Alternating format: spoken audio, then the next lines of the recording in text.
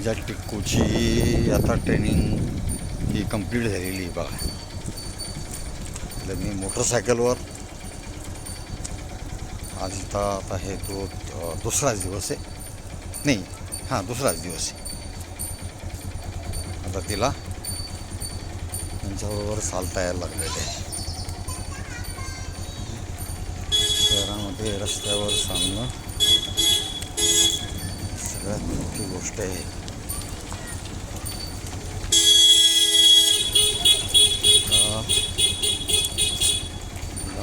गाईचा ग्रुप धरून चालता आला पाहिजे, हे सगळ्यात महत्त्वाचं. हे चालायला